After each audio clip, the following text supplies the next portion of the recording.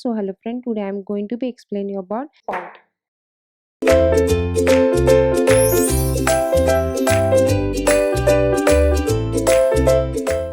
See, fault is nothing but fractures which is developed on the rock, and these fractures develop due to compressional force within the earth, and these fractures develop break the rock into two blocks, one and second, and these blocks move relatively to each other, and this type of structure we call it as a fault. So this is the fault. And the next definition of the fault: those fracture along which there has been relatively movement of the block past each other and term as the fault. The fracture along which there has been relatively movement of block past each other, this is called as fault, and these structure develop, this is called as fault, and this whole process we call it as in faulting. See, the entire process of development of fractures and displacement of the block against each other is termed as a faulting. See, terminology of the fault: fault plane, footwall, hanging wall, slip, heave and throw.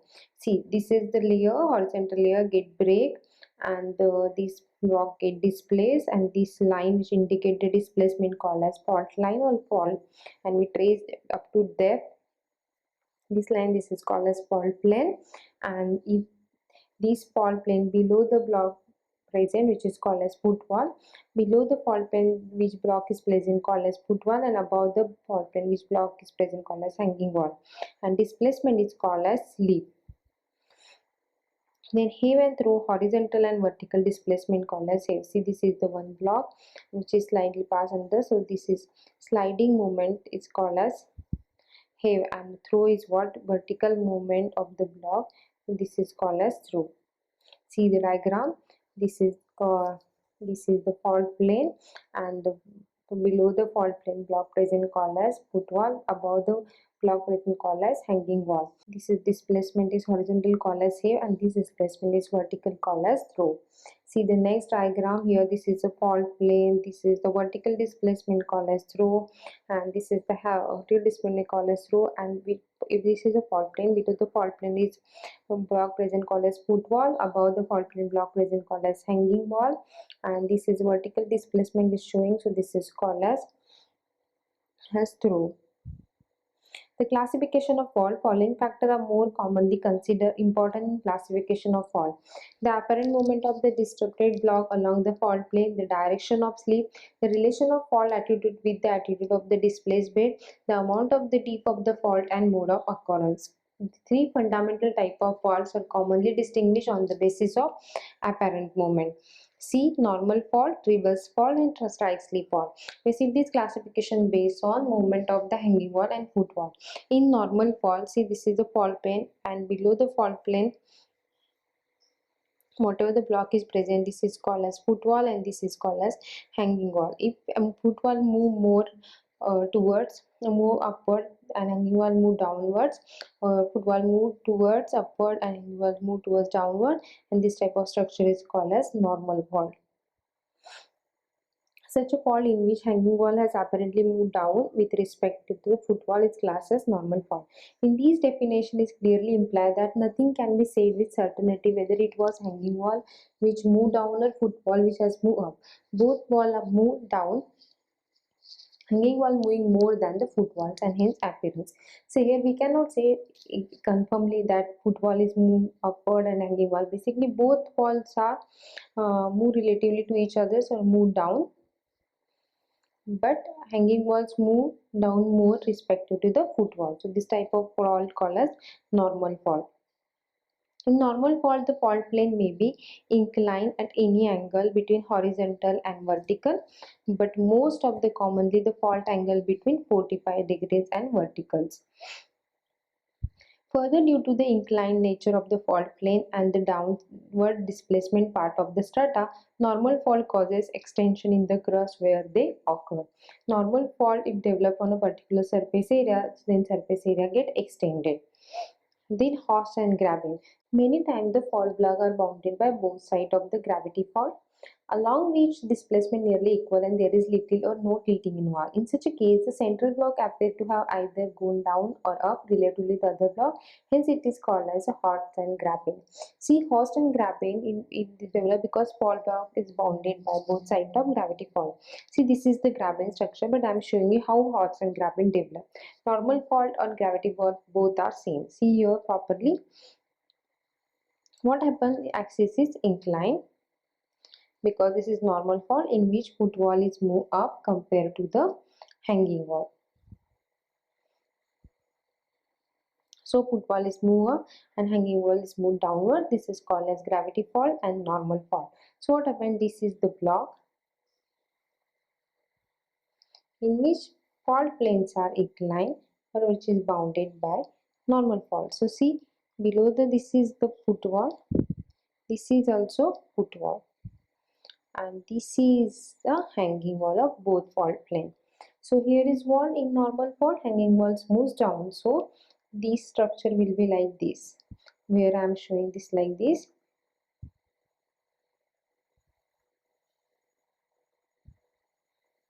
See properly.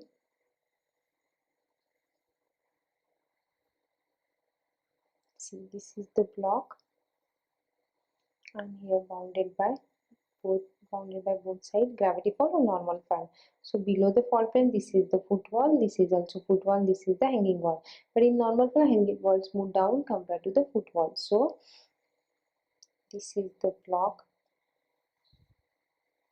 and this is the hanging wall. So this is the footwall, this is the footwall, and this is the hanging wall. So depressionary part is developed like this structure. This is the one block and this is the one block. This is the footwall and this is the footwall and this is the hanging wall. This type of structure is developed. This is called as grabbing. So fault plane is bounded by gravity fault or normal fault. So hanging wall is moved down. So in this depressionary part is developed. Depressionary part is developed. This is called as grabbing structure or grabbing fault. Then see the next block. Here is also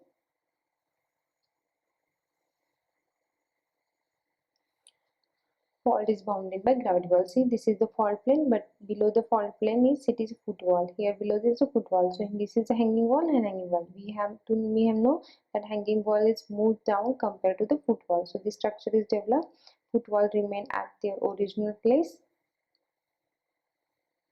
and this is the hanging walls. So this is a leaf structure is developed, and this is called as Horst structure. Remember one thing, this portion is moving down and portion is moved up, then this is the Horst and this is the grabbing structure is developed. The next reverse fault. It is such a type of fault in which hanging wall appear to have moved up respect to the footwall. Normal fault opposite to the reverse fault. Normal fault in which footwall axis is inclined and up to vertical and footwall is move up compared to the hanging wall. But in reverse fault, hanging wall move up and footwall move down. So reverse fault. In such a type of fault in which the hanging walls appear to have moved up respect to the footwall, in reverse fault the fault plane is generally inclined between the horizontal and 45 degree, although reverse fault with steeply inclined fault surface have been also encountered. By virtue of their inclination and direction of movement, reverse faulting involves shortening of the crust of the earth. When the normal fault develops, then extension of the crust is developed. When the reverse fault develops, then shortening of the crust is developed. Then thrust fault. This is our broadly speaking such variety of reverse fault in which also hanging wall has moved up relatively to the footwall and fault dips at angle below the 45 degree. So normal fault is near about 45 or more 45 degree normal fault, and the reverse fault is 45 degree and thrust fault is below the 45 degree. The large scale movement thrust fault, these are broadly speaking such a variety of reverse fault in which the hanging wall has moved up relatively to footwall, the fault dips at angle below 45 degree. Thrust fault or simply thrust are of very common occurrence in folded mountains seems to have originated as further step in the process of adjustment of rock to the imposed stresses. Thrusts are sometimes further distinguished into two types. Subtypes are overthrust and underthrust. If the hanging wall is more active than foot wall, then this is called as overthrust, and if the foot wall is more active than hanging wall, then this is called as underthrust. See nappy. This term is used for extensive blocks of rock that have been translated to great distance, often ranging several hundred kilometers along the thrust plane. Large scale movement may be attributed to major overthrusting or recombinant folding followed by the thrust faulting. See, this is the recombinant folding, and this type of large scale development of the faulted plane and displacement are showing. This type of structure is developed. This is called as nappy and cover more or large area. When the series of thrust fault occur in close proximate, thrust block are pillar one above another and all faults surface deep in the same direction. The resulting interesting structure is known as imbricate structure. Then strike slip fault. This may be defined as a fault in which faulted blocks have been moved against each other in an essentially horizontal direction. The fault plane is almost vertical and the net slip may be measured in a great distance. There are some other terms used for strike slip fault such as lateral fault, transverse fault, branch fault and transform fault.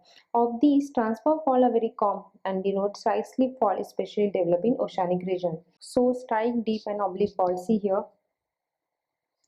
This is the strike of the rock and this is the fault line which is parallel, so this is called a strike slip fault also. And this is, see, this is the deep of the that particular area and block move parallel to the direction of the deep, or this is the fault line which is parallel to the deep direction of the strata. The normal fault here represented is also called as deep fault.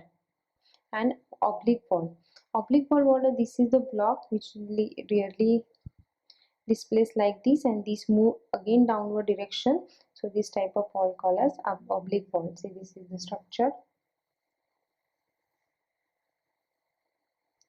slide here also and move here, this block move here, this is the fault plane and this move the direction also and this direction also, means parallel to strike, parallel to the not parallel to strike, not parallel to the deep. This type of displacement called as oblique oblique fault. Then mode of occurrence: parallel fault, equivalent fault, peripheral fault and radial fault. See, this is radial fault. This is the structure in which number of fault develop and which are originated from a single point. This is called as radial fault. And equivalent fault means this is the rock in which develop the fracture but which are somewhat in a one direction. This is called as equivalent fault. Then parallel fault in which all fault in one place and strike of the all fault is parallel to each other, then this is called as parallel fault. And then peripheral fault, this is the fault line developed in a circular pattern, this is called as peripheral fault. These are the basic classification of the fault. Thank you.